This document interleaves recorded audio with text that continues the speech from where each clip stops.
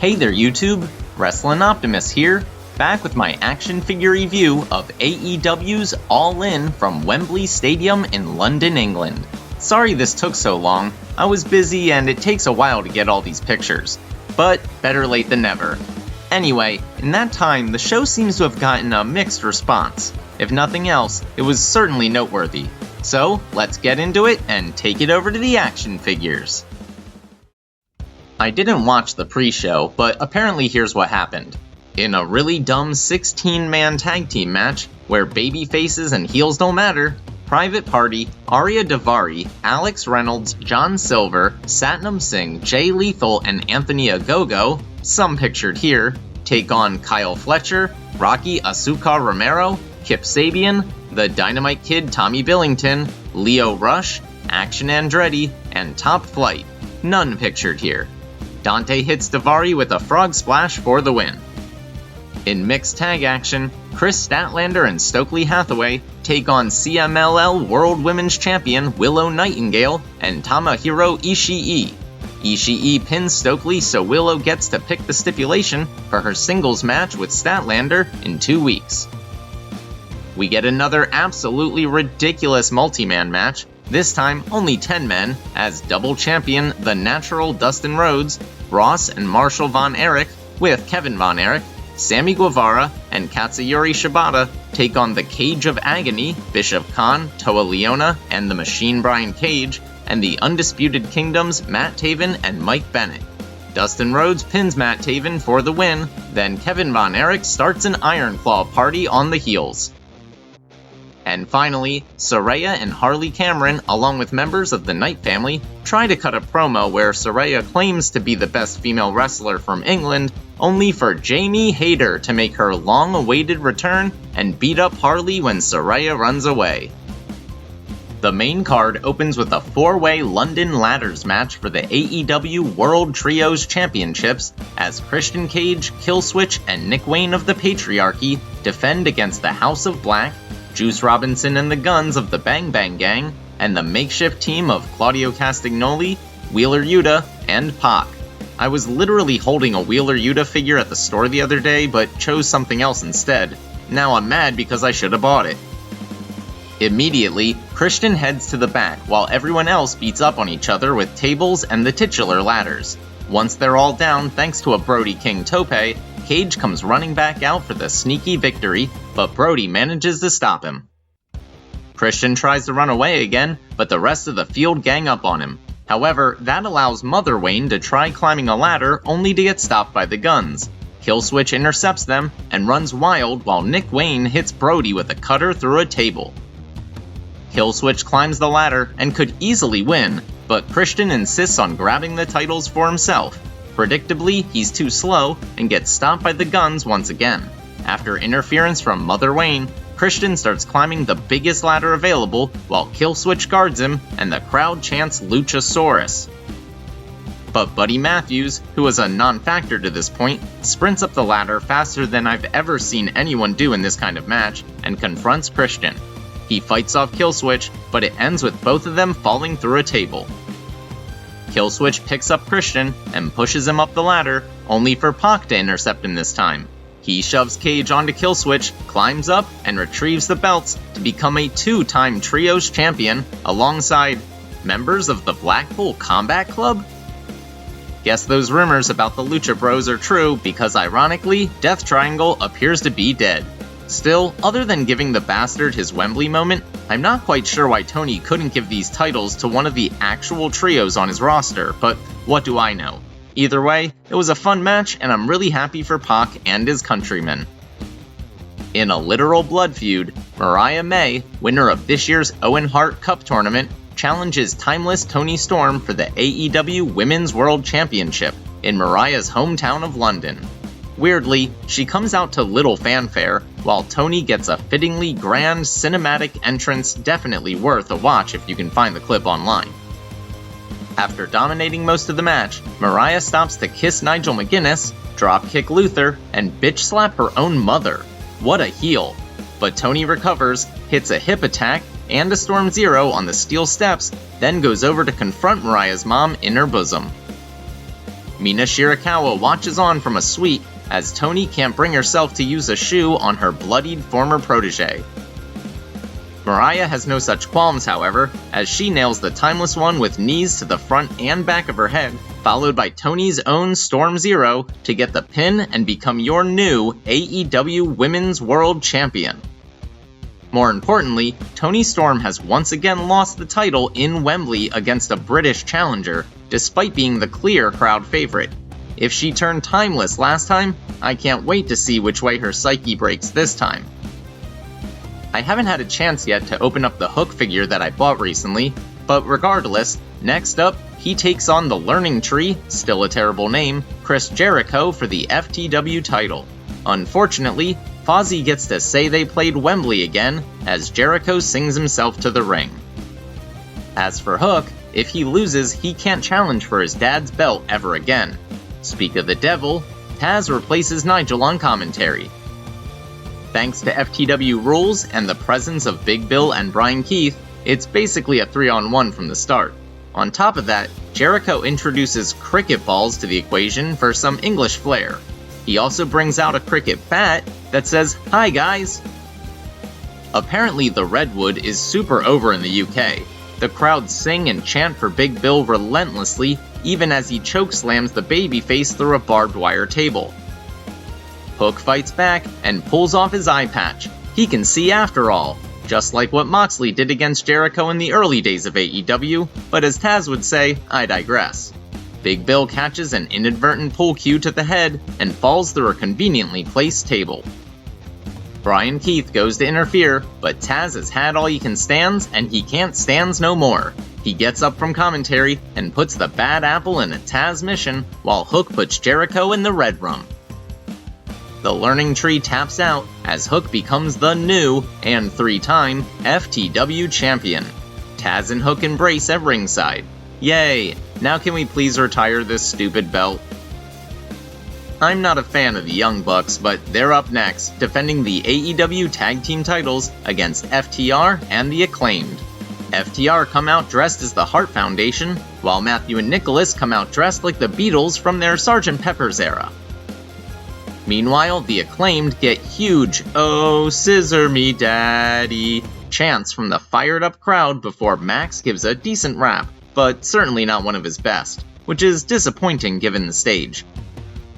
The highlight for me was when Max Caster helped Matthew Jackson give an EVP trigger to Dax before helping Cash give a shatter machine to Matthew.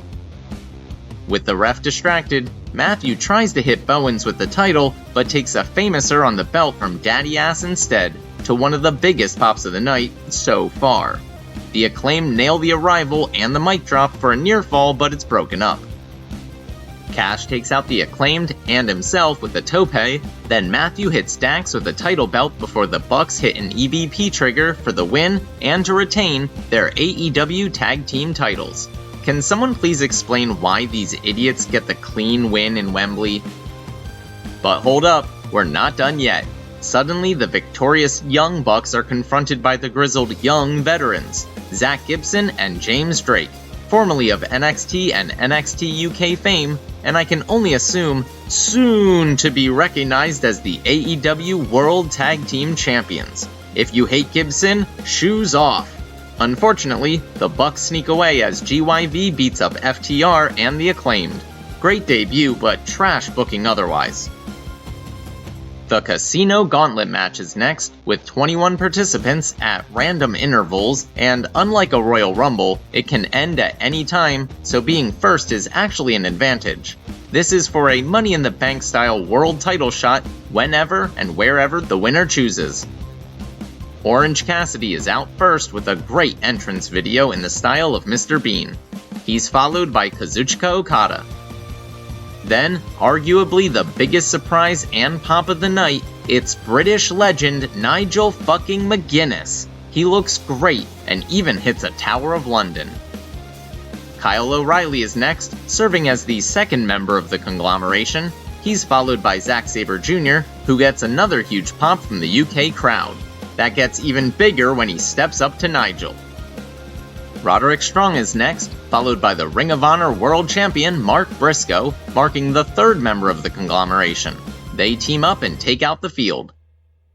Hangman Adam Page makes his way to the ring, followed by Jeff Jarrett. The two fresh men square off before taking out the field as well.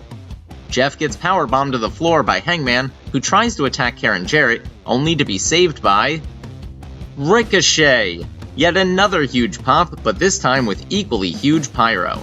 He finally gets to do all that flippy stuff that he wants in AEW, and starts showing it all off immediately. Next up is Christian Cage, back after losing the Trios titles earlier in the night. He's taken out by Ricochet, then Jeff Jarrett nails Hangman with the guitar.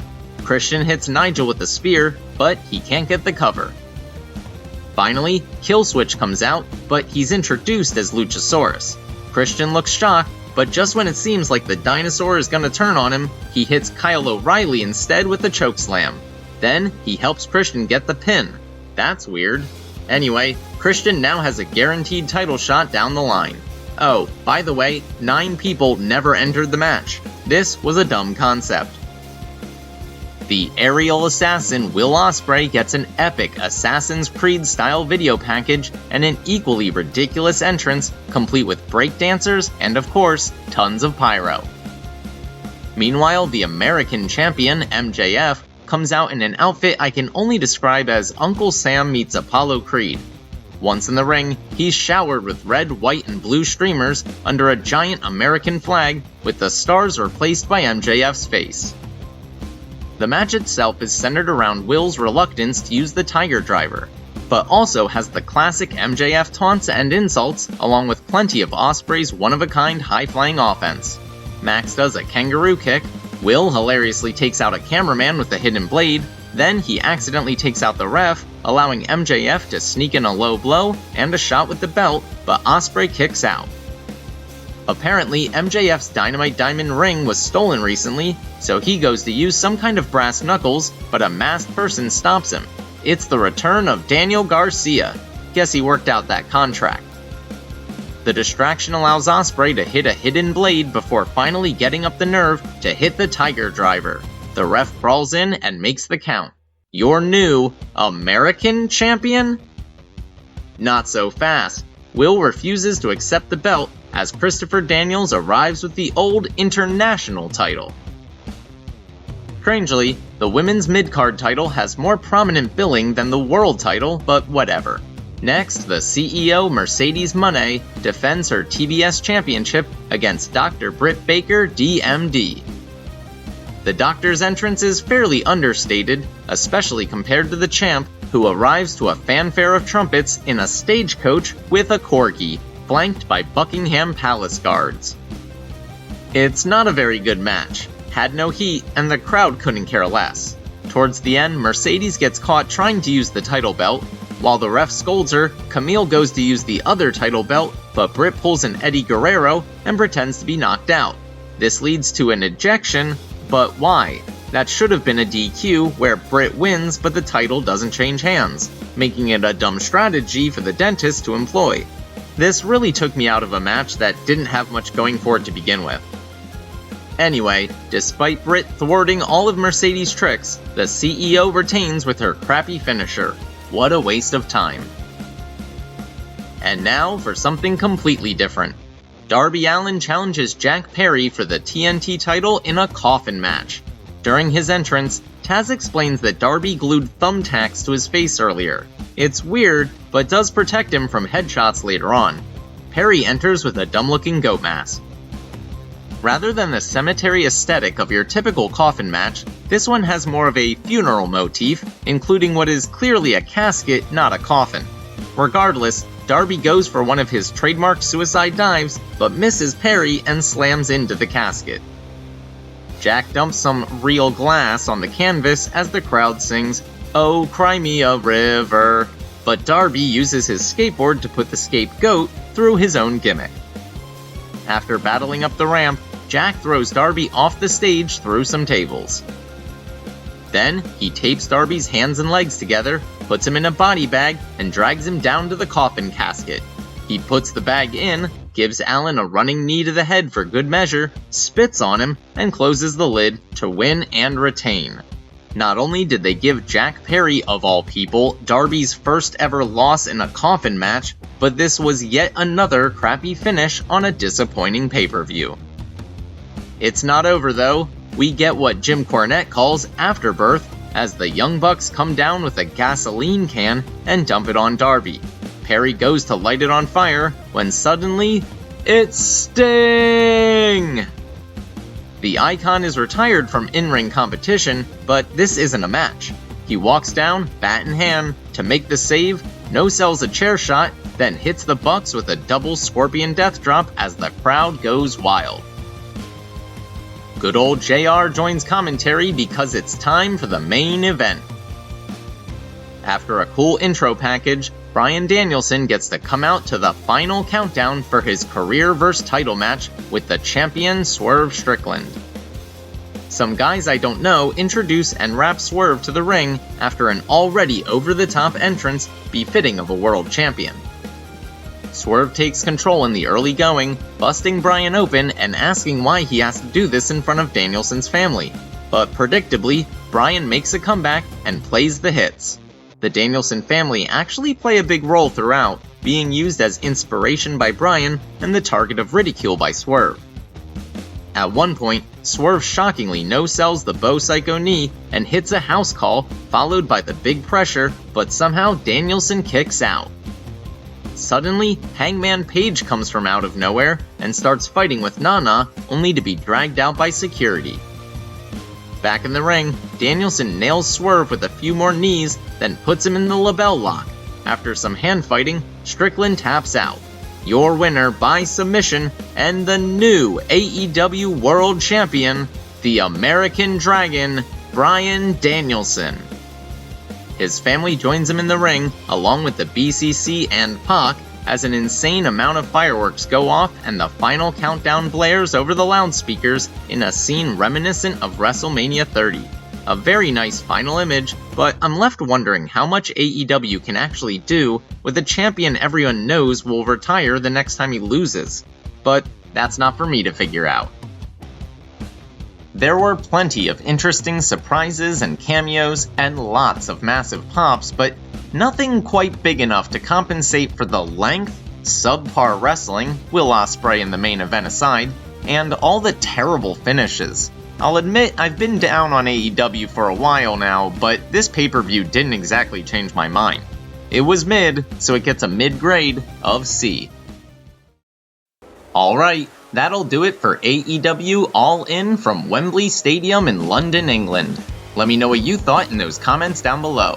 If you liked the video, make sure to do all that normal YouTube stuff. Smash the like button, share with any wrestling or action figure fans you may know, subscribe to the channel, and spread the word. You can also talk to me over on X at WrestlingOptimus, or see all my best figure photography over on Instagram at WrestlingOptimus. I'm also on Facebook now. If you haven't seen my latest video, you can check that out right here. But until next time, I've been Wrestling Optimus, and I'll catch you later.